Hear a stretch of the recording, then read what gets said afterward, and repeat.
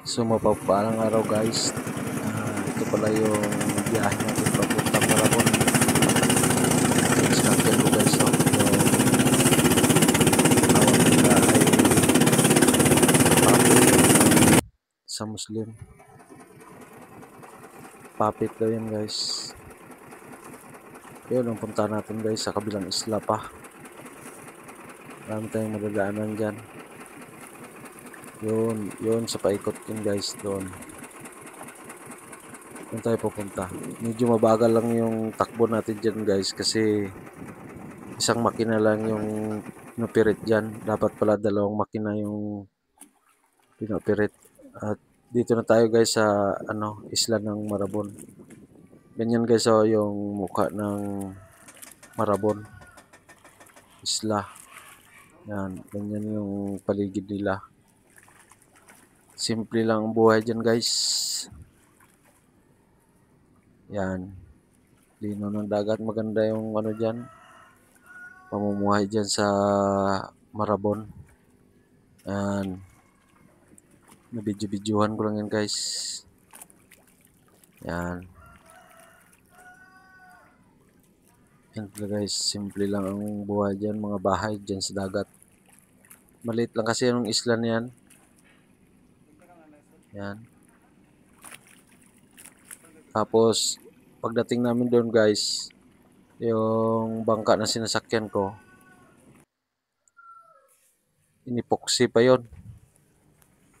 Epoxy pa. Yan guys, ituturo ko sa inyo. Yon, yung may tao na yun, yan. Inipoxy yung makina, nasiraan kasi kami. Yan. Dahil simple lang mga pamumuhay ng tao dyan. Maganda yung area ng Isla Marabon yan. Yun, nagpasilpi-silpi habang naghihintay ng matapos yung epoxy ng bangka. Yan. Video-video sa kapaligiran. Yan. Ganon simpleng buhay lang ng mga taga Marabon guys.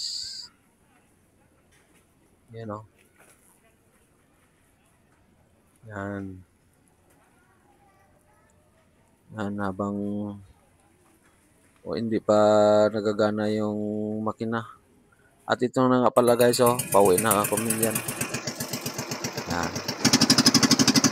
Yung pa rin yung paligid ng Marabon, mga bahay kasi gitna ng dagat.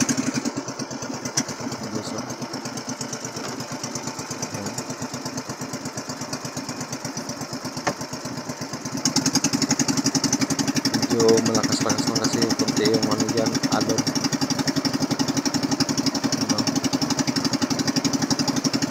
Nataw nila yan. Nataw-hataw ng tao. Live yan. Ang mga bahay dyan sa gitna ng ng dagat. Yes, yan.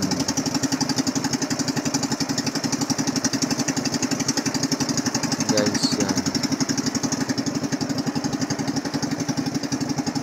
Mabilis lang kami dyan guys nakauwi kasi dalawang makina na yung gumagana dyan.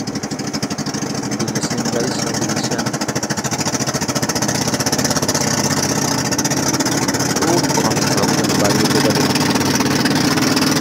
Sa guys,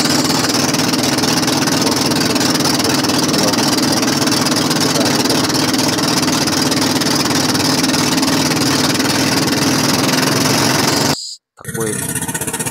So ito na guys, malapit na tayo sa yun ang pier, Bulilian Port. Diyan na tayo guys, diyan na tayo uuwi. Yan, malapit na. Bali tatlo nga pala kami dyan guys, yung pumunta doon sa isla. Yan, yan ang bangka na inarkilahan ko. Papit ang tawagin sa kanila.